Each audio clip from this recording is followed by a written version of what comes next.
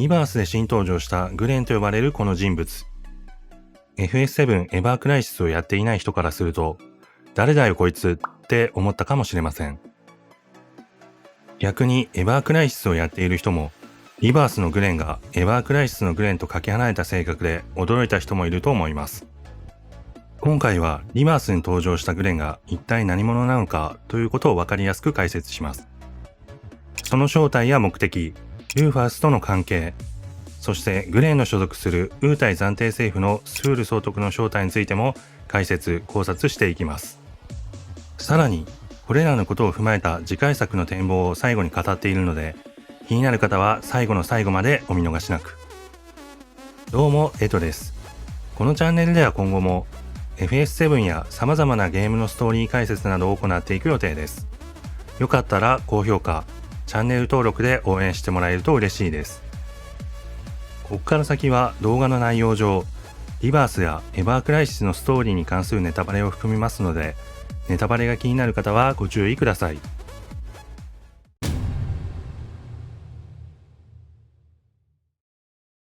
それでは、まずはグレンとはどういう人物なのかを見ていきましょう。名前はグレン・ロズブローク。シンダカンパニーに所属するソルジャークラス P0 です。クラス P0 とは、セフィロスをはじめとするジェノバ細胞を埋め込まれた改造人間とは異なり、鍛え抜かれた生身の人間であり、シンダカンパニーの初期を支えたソルジャーの名称です。P はパッシブの略であり、アクティブと呼ばれる現行のソルジャーとの対比として表現されています。多額の報酬を当て込み、僻地でマコーロ建設用地を探る調査隊に志願します。その中で初めての班長として2人の仲間を率いてラディオル諸島に赴きます。グレンの誘いを受け、この任務に就くことになったのは、驚くべき記憶力と判断力を兼ね備えたマット・ウィンザードと、シンラ軍の指導担当官として新兵の教育を担当していた狙撃手のルティア・リンです。この3人がユフィが言っていたサンバガラスです。ここで現在進行中のエバークライシスで描かれるファーストソルジャーのストーリーを簡単に紹介します。ラディオル本島に向かう途中、ラディオル軍の攻撃によってヘリは墜落、周辺の島へと不時着します。本島に向かう手段を失った3人は、島に生息するモンスターの群れに襲われ、ピンチになりますが、そこに現れたラディオルの少年、ローゼンに助けられます。ローゼンの協力のおかげで船を手に入れ、無事に本島に到着した3人は、ラディオル軍に襲われながらもマコーロ建設用地を発見し、シンラに報告します。報告を受けたシンラは、マコーロの試験掘りのために爆弾を仕掛け、マコーの誘爆の恐れがあるため、空中に退避するように指示を出します。ローゼンの身を案じたクレンは、試験掘りを一時的に中止してほしいと頼みますが、マコーロ建設のことしか頭にないシンラはそれを拒否します。グレンは自分を助けてくれたローゼンを助けるために命令に背き、ヘリをダッシュしてローゼンの元へと向かうというところまでが現在描かれています。その中では、まだ幼いセフィロスとの出会いもあり、リバースのグレンの登場で、今後のストーリーがどのような展開になるのか非常に気になるものになっています。これを聞いて、ファーストソルジャーのストーリーが気になったという方は、現在ハーフアニバーサリーを開催中のエバークライシスをこのタイミングでプレイしてみるのもいいと思います。以前にエバークライシスをやるべき7つの魅力と題した動画も投稿しているので、気になる方は概要欄のリンクから視聴してみてください。さて、ファーストソルジャーのストーリーの中で描かれるグレンの性格は、一言で言うと熱血漢であり、リバースで見せたゲスな表情や思考をするような性格とはかけ離れています。ここがリバースとエバークライシスのグレンの決定的な違いであり、エバークライシスでグレンを知っている方なら明らかに違和感を感じる部分です。このことから、リバースで登場したグレンは本物のグレンではないということが推測できます。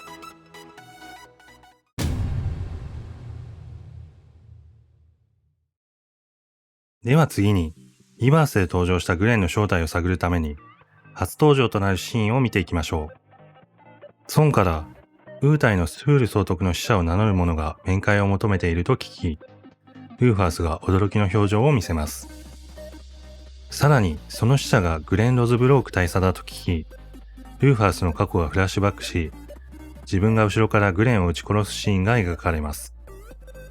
自分が殺したはずの男がなぜだと興味を持ったルーファースは面会を許可し、クロマントと似た容姿のグレンが入ってきます。結論を先に述べると、このグレンの正体は、ジェノバがクロマントを利用してグレンに擬態した姿です。これはリバースのエンディングのワンシーンを見れば誰でもわかる事実です。さらなる根拠として、この歩いてくるシーンでグレンは裸足であることが描写されています。部屋に入ってくるのに裸足なのはどう考えてもおかしいですし、裸足で歩く描写が作中であるのはクロマントだけであることからも、このシーンだけで判断できます。ルーファースはフードを脱いで姿を晒したグレンを見て、前のめりになるほど驚きます。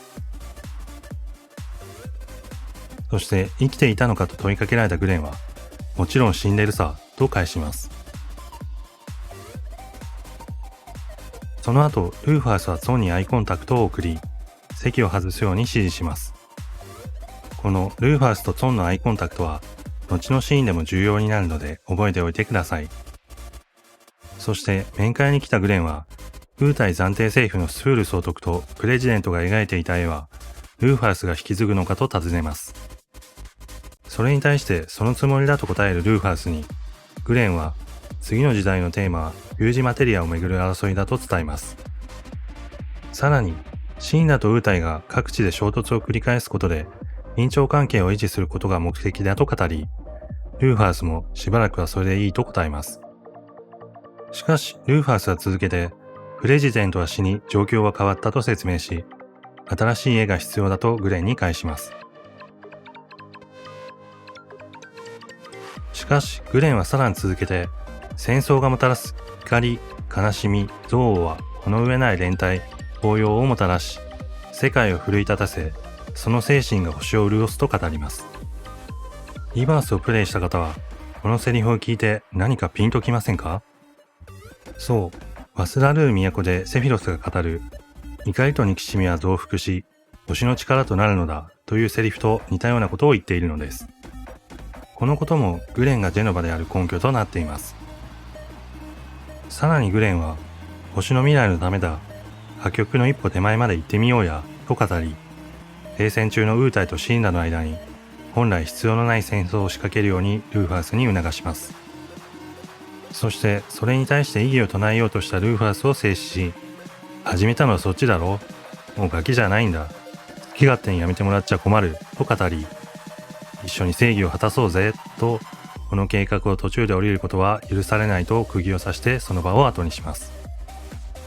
この一連のシーンからわかることは、裏でウータイとシンナは結託していて、戦争をビジネスにして意図的に戦争を始めようとしているということです。戦争が起きればシンナの兵器は売れ、会社の利益となります。しかし、敵対していたウータイと結託する計画をプレジデントは描くでしょうか？ニットガル市民の感情を煽り、ウータイを敵に仕立て上げることはあっても、裏で結託するような二面性のある性格ではありません。この疑問に対する答えは、この後のスフール総督に関する解説を見れば明らかになるはずです。どうでしょう？このシーンでの一連のグレンのセリフや表情を見ると、エバークライシスのグレンとは全く別人のように思えませんか？この違和感からわかるのは、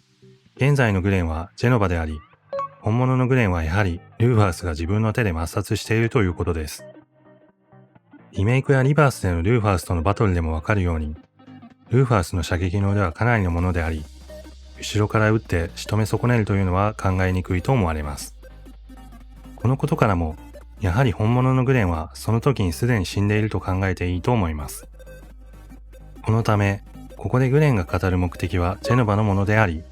戦争によって多数の死者が出ることで、ライフストリームに帰ることを望んでいます。ジェノバの目的は、メテオによって一点に集中するライフストリームをすべて自分の力として吸収し、神のような存在になることですから、多くの死者が出るであろう戦争が勃発することを望むのもうなずけます。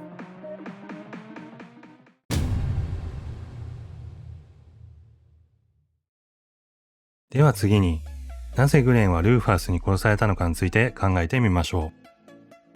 う。それを説明するには、ビフォアクライシス FF7 で語られるルーファースの過去を語る必要があります。ビフォアクライシスのストーリーを簡単に説明すると、タークスの活躍にフォーカスを当て、敵対するアバランチとの抗争をメインに描いたストーリーが語られます。ルーファースもその作中に登場しますが、副社長という立場にありながら、何の権力も与えてくれないプレジデントに反抗心を持つ姿が描かれています。その反抗心は父親を失脚させ、自分が社長になろうと画策する方向に進んでいき、ことあるごとに反死んだ組織であるアバランチ対策の責任をプレジデントに追及します。しかし、その裏で彼が取っていた行動は、なんとアバランチとの結託だったのです。ルーファースは多額の資金提供や情報漏洩を行い、アバランチに協力し、プレジデントを陥れようとしていたのです。しかし、アバランチの裏切りによって計画は失敗し、命を狙われますが、そのピンチをタークスによって救われます。その事実を知ったプレジデントは、シンナカンパニーそのものを危機にさらしたルーファースを謹慎処分にし、タークス本部の隠し部屋に幽閉します。そして息子の不祥事を隠すために、表向きはルーファースは長期出張に出ていると見せかけるように工作します。原作でバレットが話していたルーファースの長期出張中という話の裏には、このような事実が隠されていたのです。一方タークスは、ルーファースの陰謀が明らかになったコレルマコール爆破事件で行方をくらませたタークスの元主任であるベルロを機密保持のために抹殺するように命令を受けます。しかし、シンナとベルロのどちらを信じるのかという選択に迫られ、今まで行動を共にし、信頼のおける上司であるベルロを信じることにし、その命令に背き、ベルロに協力することにします。この背任行為はすぐにプレジデントの耳に入り、危険視されたタークスにも抹殺命令が下ることになります。このタークス抹殺のピンチを救ったのはなんとルーファースだったのです。ルーファースの自作自演によってタークスの大半は暗殺・殉職したと報告され、残ったメンバーを自分の管理下に置いたのです。実際にはベルロが行方をくらませた理由など細かい話もありますが、話の本筋からそれるため、ここではこれ以上の説明は控えます。これを聞いて話が気になったという方は、ぜひご自分でテンスアニバーサリーアルティマニアを読んでみてください。このようにルーファースとタークスの間には密接な絆があり、これがルーファースの右腕としてソンが暗躍する理由にもなっています。ここまでの説明を聞いた方は分かったと思いますが、ルーファースは自分が社長の座につくために手段を選ばず、反死んだ組織であるアバランチに協力していました。つまり、親鸞の人間でありながら、アバランチとコネクションがある人物なのです。さて、本題に戻りましょう。ルーファースの過去のシーンから、グレンとは知り合いだったことがわかります。グレンが背中を見せていることからも、ルーファースに対してその時点で敵意はなかったと推測できます。グレンはウータイ暫定政府が率いる反神羅連絡会の主要メンバーであり、元神羅のソルジャーです。当然、ルーファースの顔や名前を知っていることは容易に想像できますし、アバランチやウータイに協力するルーファースの正体に気づいてもおかしくはありません。これにより、正体を感づかれたルーファースがグレンを煙たがり、口封じのために始末したというのは自然な流れだと思います。おそらくこれがグレンが殺された真相なのでしょう。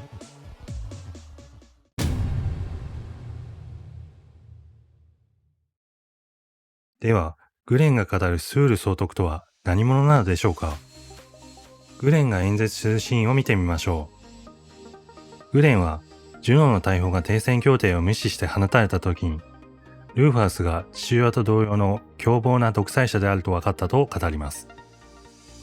そして各地のマコールを使ってモンスター兵器を開発中だという情報を入手したと語り、停戦協定に基づきマコールへの立ち入り調査を申し入れ、シンラもそれに応じたと説明します。しかしそれは残虐で非道な罠だと語り、その時の様子を撮影した映像を証拠として流します。映像にはマコールの立ち入ったウータイ兵を射殺するシンラ兵の様子が映し出されます。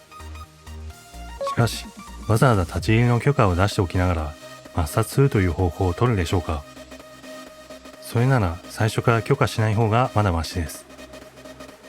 冷静に考えればこの状況はありえないことだとわかりますが、停戦前のシンラによる惨劇を知っているウータイの国民なら、それだけで反シンラの感情を燃え上がらせるには十分です。このようにグレンは反シンラとなるように巧みに放送を見ている人々の感情を誘導し、決起を呼びかけます。その後に紹介されたのがスフール総督です。しかし、紹介されたスフール総督は登場しません。そこまで語った後で紹介する人間が出てこないというのはかなり異常な光景です。では、なぜ登場しないのでしょうか。それは登場できない理由があるからです。ここでスフールという名前に注目します。原作や関連作品を見てもこのような名前の人物は登場していません。スフールという名前は反対から読むとルーフスとなります。誰かの名前に似ていませんか？そう、ルーファウスです。ルーファウスの綴りは RUFUS であり、これを逆にすると SUFUR となります。しかし、英語版でのスフールの綴りは SARRUF となっています。これはおそらく SUFUR とそのまま表記すると、その正体が容易にバレてしまうというので、あえて変更しているのだと思われます。このように名前のアナグラムからその正体がルーファウスであることが推測できます。しかし、これだけでは根拠としてまだ弱いので、もう少し根拠を探ってみましょう。グレンがスフール総督を紹介した後にシーンに映し出されるのはルーファウスです。そしてルーファウスはスカーレットからスフールとは何者なのかと尋ねられます。その後に顔面に登場するゾンはルーファウスの顔を見て、彼が難色を示しているのを見て、何も語るなという指示だと判断し、スフール総督に関する情報は全くないと説明します。これはお互いによく知っている関係だからこそなせる技であり、グレンの初登場シーンで語ったアイコンタクトの重要性を裏付けるシーンでもあります。しかし、情報活動に長けているタークスが敵対勢力の総督の情報を全く知らないというのは明らかにおかしいですし、それを裏付けるようにこの後の尋ねられたグレンに関する情報はペラペラと語っています。ここでもアイコンタクトによってルーファウスがうなずいたのを確認してからその情報を説明しています。この後もリーブにスフール総督が現れないことを再度言及され、ソンとのアイコンタクトで話をエアリスが古代種の神殿に向かうことにすり替えていることからも、スフールの正体を探られることがよほど都合が悪いことだということがわかります。これらの行動がルーファウスがスフールであるということの根拠につながります。このようにスフール総督の正体がルーファウスであるということがわかると、いろいろなことがつながってきます。まず、ルーファウスが父親を失脚させるための手段として、敵対勢力であるウータイを利用していたこと。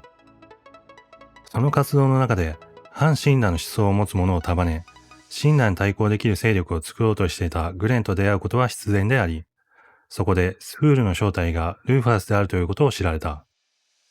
その事実を隠すために、ルーファウスは口封じのためにグレンを抹殺した。というシナリオまでがつながってきます。突然の父親の死亡によって予期せず社長の座についたルーファウスは、ウータイを利用してシンラと衝突させるという絵を描く必要はもうないはずです。しかしそんな彼の前に自分が抹殺したはずのグレンが現れたことで、裏でウータイを動かし、シンラを脅かそうとしていたという事実が公表されるかもしれないという弱みを握られてしまいます。この事実が公表されたら責任を取って社長の座を失脚することは免れません。ジェノバはルーファウスのこの弱みにつけ込むためにグレンに擬態し、自分の思惑通りに操ろうと考えたのです。ルーファウスにとっては、ようやく手に入れた社長の座をやすやすと手放すわけにはいかないため、グレンの言うことに従わざるを得ず、ウータイとシンラとの間で戦争を起こす絵を描くしかなかったというのも頷けます。ここまでの説明でグレンの正体や目的、スフール総督の正体については分かったと思います。最後にこれらを踏まえた上でエンディングでのルーファウスとグレンのシーンを見てみましょう。ルーファウスはプレジデントのことを思い返し、その偉大さを改めて感じます。そこには自分の過去の行いが今、ウータイとの必要のない戦争を避けられない状況にしてしまったという後悔も感じているのでしょう。そこに突然現れ、俺かと水を差すグレン。グレンは白々しくもスフール総督を知らないかと尋ねます。あの演説のシーンでいないはずのスフール総督をあえて紹介したのは、スフール総督の正体がルーファースであることを知っていることを本人に伝えるためであり、同時にいつでもその真実をばらすことができると脅すためです。グレンの質問にルーファースは、あんな貧相なセットに提督は立たないと答えます。なぜルーファースは提督の気持ちがわかるのでしょうか。それは自分が提督を演じているからです。その答えに対してグレンは、なるほどな、お坊ちゃま育ちはめんどくせえや、と返していることからも、グレンがその事実を知っているということがわかります。そしてルーファースもまた、グレンが戦争を引き起こす真の目的が別にあることに気づいていることが次のセリフからわかります。戦争は、俺をセフィロスから引き離すためのおもちゃか、と。このように尋ねられたグレンは、拍手をしながら真の目的を言い当てたルーファースを称賛し、セフィロスの姿を見せ、我々の約束の地が生まれるのだ、と語ります。この様子を見てグレンが本物でないことを確信したルーファースは、銃を向け、俺が欲しいのは本物だと伝え、背中を向けたグレンを撃ち抜きます。背中から撃ち抜かれたグレンはクロマントへと姿を変え、ここでグレンが本物ではなく、ジェノバが擬態していたものだということが明示されるのです。原作ではジェノバが擬態するのはセフィロスとティファだけでしたが、今回リバースでは新たにルーファースのトラウマであるグレンに擬態した姿が登場しました。ルーファースに関しては、グレンが本物でないことは初登場のシーンから薄々感づいていたはずなので、擬態して騙すというよりも、自分の過去の汚点を知っているという弱みにつけ込んで、脅すという新しい擬態の利用方法を見せたのは、面白い展開だったと思います。いかがだったでしょうか。今回はリバースで登場したグレンとは何者なのかと題して、その正体や目的、ルーファースとの関係、そしてグレンが所属するウータイ暫定政府のスフール総督の正体についてまで分かりやすく解説・考察してみました。今回ルーファースはグレンの指示に従い停戦協定を破ってまでジュノンの大砲を撃ちました。それをきっかけにジェノバが擬態したグレンは戦争の火種となる偽りの事実をでっち上げ、それを公表しました。ジェノバの目的は戦争によって多くの命を奪いライフストリームに返すことです。おそらく次回作ではフュージマテリアをめぐるウータイとシンラの戦争が色濃く描かれることになるでしょう。だからこそウータイを取り巻く環境をしっかりと描くためにウータイを3作目に回したというのも、今回解説した事実を知れば納得ができると思います。原作ではあまり語られることのなかった戦争をテーマにしたストーリーが次回作でどのように描かれるのかは今から楽しみですね。個人的にルーファースはヴィランズサイドでも好きなキャラクターなので、こうやってスポットを当ててしっかりと描いてくれるのは嬉しいです。このチャンネルでは今後も FS7 やその他のゲームに関する動画を投稿していく予定です。この動画がいいなと思った方は SNS での共有を、今後も情報が気になるという方はチャンネル登録してお待ちいただければ幸いです。それではまた別の動画でお会いしましょう。エトでした。